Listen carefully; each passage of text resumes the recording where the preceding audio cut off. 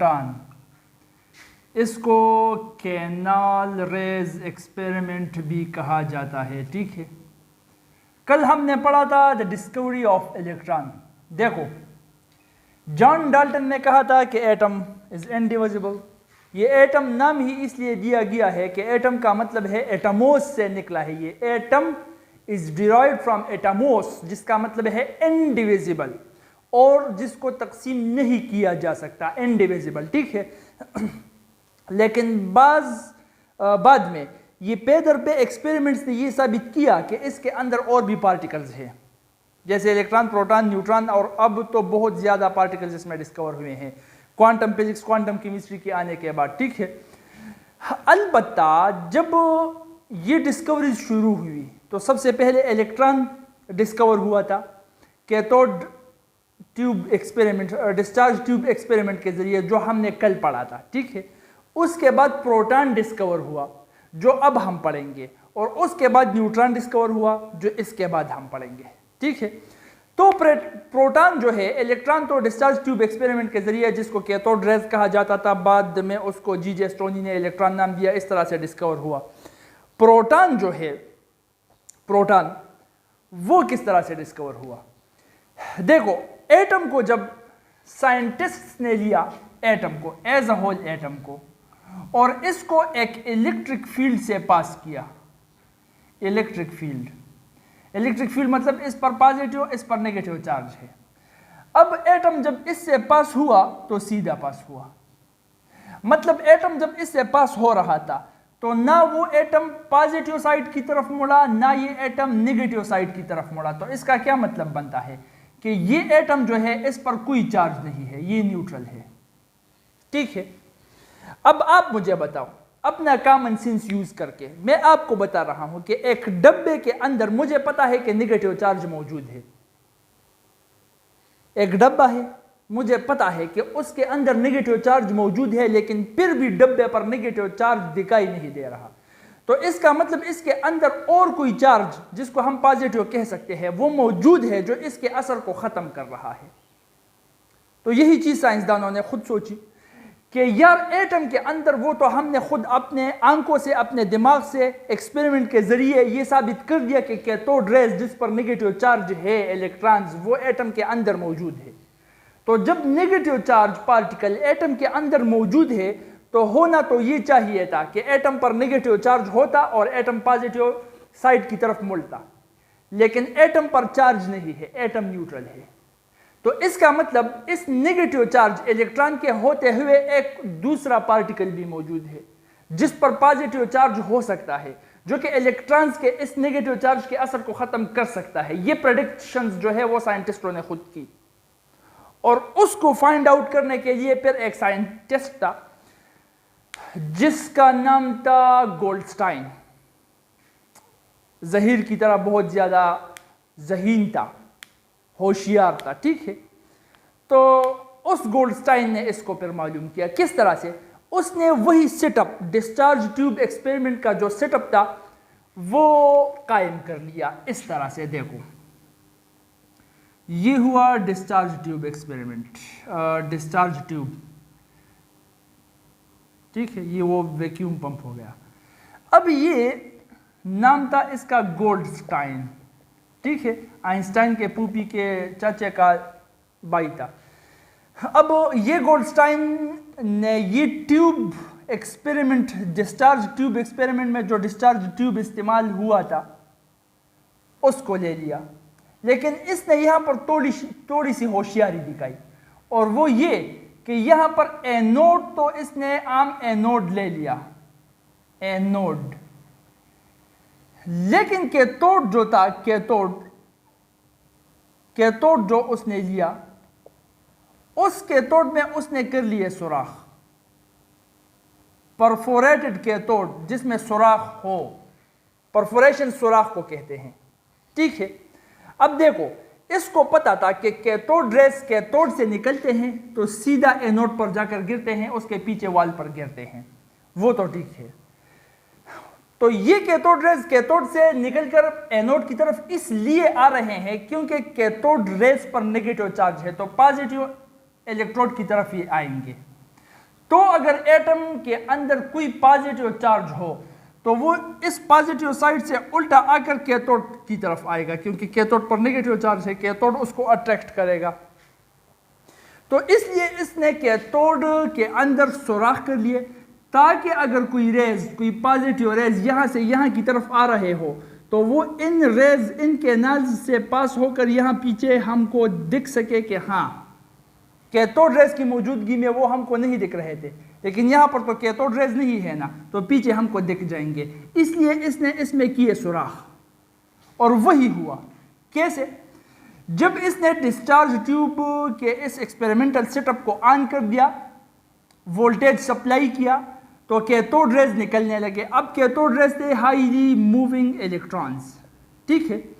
तो जब ये हाईली मूविंग इलेक्ट्रॉन, जिसकी हाई मोमेंटम थी, ये पास हो रहे थे, तो हमने कैथोड रेज के कैरेक्टर्स में ये समझा था कि इन कैथोड रेज में, इन इलेक्ट्रॉन्स में ये सलाहियत मौजूद है कि ये किसी गैस को, किसी गैस के एटम को आयनाइज कर सकती है, मतलब उससे इलेक्ट्रॉन निकाल सकती है, ठीक है।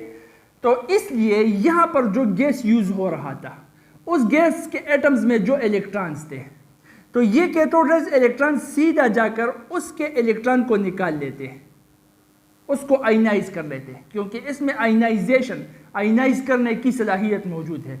तो जब इलेक्ट्रॉन यहां से निकलता तो पीछे क्या रह जाता? कैटाइन, पीछे कैटाइन रह जाता था।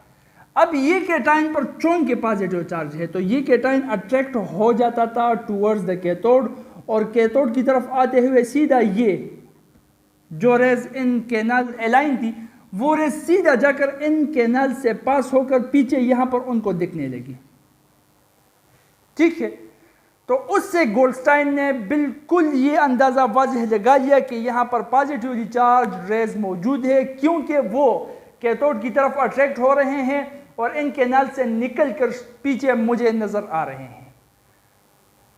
और इसलिए पहली बार जब ये एक्सपेरिमेंट हुआ तो इसको, इन रेज को इन्होंने नाम दिया कैनाल रेज, क्योंकि यहां पर जो सुराख है कैनाल की तरह है और ये इस कैनाल से पास हो रहे थे, इसलिए इनको इन्होंने नाम दिया कैनाल रेज। क्या समझे? ठीक है। तो ये कैनाल रेज इस तरह से डिस्कवर हुए। अब इसके प्रॉपर्टीज बिल्कुल उसी तरह से स्टडी करने शुरू किए साइंसदानों ने, जिस तरह से कैथोड रेज के प्रॉपर्टीज उन्होंने स्टडी किए थे। और वो प्रॉपर्टीज ये थे कि ये कैनाल रेज जो है, कैनाल रेज नंबर 1, ये स्ट्रेट मूव करते हैं। वो पिछले वाला लेक्चर तो याद है ना? जिसको याद नहीं है तो YouTube पर मौजूद है, वो जाकर चेक कर लो, ठीक है। जो ऑनलाइन देख रहा है वो भी पिछले वाला लेक्चर देख लो, उसमें हर एक प्रॉपर्टी को वाज़ेह तौर पर हमने एक्सप्लेन किया है, ठीक है। अब स्ट्रेट लाइन में ये भी मूव करते हैं। किस तरह से पता लगा लिया? उन्होंने कोई अपेक सब्सटेंस उसके सामने रख दिया, जब रेज उससे टकराई तो पीछे शेडो बन गया, जब शेडो बन गया तो उससे उन्होंने अंदाज़ा लगा लिया कि ये रेज सीधा जा रहे हैं। इस तरह से यहाँ भी हुआ। प्रॉपर्टी नंबर 2, पिन व्हील इन्होंने इसके रास्ते में रख दिया और पिन व्हील रोटेट हो गया। इसने भी पिन व्हील को रोटेट कर दिया, पिन व्हील को रेज के सामने रख दिया, रेज आकर जब पिन व्हील से टकराए तो पिन व्हील रोटेट हो गया, इस तरह से रोटेट करने लगा, ठीक है। तो इसका मतलब ये रेज भी जो है ये पार्टिकल नेचर के हैं। तो जब इन्होंने इसको इलेक्ट्रिक और मैग्नेटिक फील्ड से पास किया तो it showed opposite behaviour to that of electron.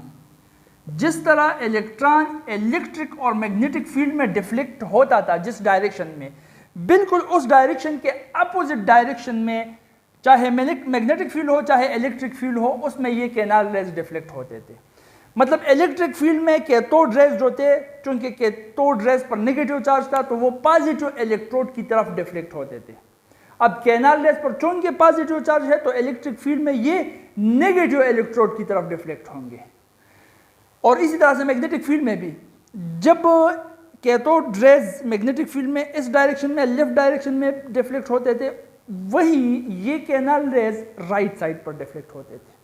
तो बिल्कुल अपोजिट डायरेक्शन में, जो कि ये दिखा रहा है कि कैनाल रेज की चार्ज, इसकी प्रॉपर्टीज यहाँ पर चार्ज में और मैग्नेटिक फील्ड में वो बिल्कुल कैथोड रेज के अपोजिट है।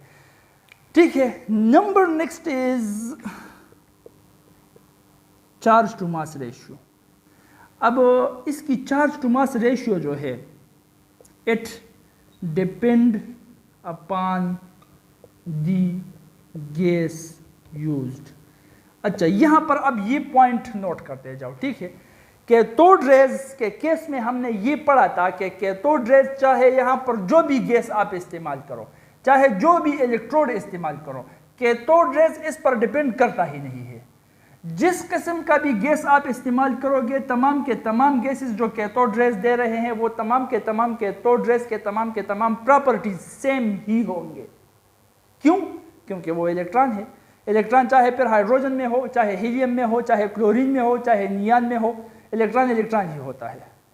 ठीक है, तो कैथोड रेज की प्रॉपर्टीज जो है वो यहां पर जो गैस इस्तेमाल हो रहा है उस पर डिपेंड नहीं करता था, उससे इंडिपेंडेंट था। पॉइंट नोट करो। ठीक है, जबकि कैनाल रेज जो है इसकी प्रॉपर्टीज यहां पर जो गैस यूज हो रहा है इस पर डिपेंड करता है, और उसमें से सबसे पहली यही प्रॉपर्टी है कि इसकी चार्ज टू मास रेशियो जो है वो इस पर डिपेंड करता है कि यहां पर गैस कौन सा इस्तेमाल हुआ। देखो, चार्ज टू मास रेशियो जो इलेक्ट्रॉन के का चार्ज टू मास रेशियो का वैल्यू था वो था 1.7588 × 10⁻11 कूलम पर किलोग्राम। ठीक है, इलेक्ट्रॉन का अपना मास था, उसका अपना चार्ज था, उसके चार्ज को मास पर जब तकसीम किया हमने तो वो ये निकल गया। जबकि यहां पर जो है ये कैटाइंस है जो कि इस कैनाल से पास हो रहे हैं, तो ये कैनाल रेज असल में ये कैटाइंस है, उस कैटाइन के अंदर प्रोटॉन्स है। तो अब ये डिपेंड करता है, अगर आप हेवी गैस इस्तेमाल कर रहे हो, फॉर एग्जांपल क्लोरीन, तो क्लोरीन का मास कितना है 35, और अगर आप इस्तेमाल कर रहे हो हाइड्रोजन, तो हाइड्रोजन का मास कितना है 1.008, तो बहुत बड़ा डिफरेंस है।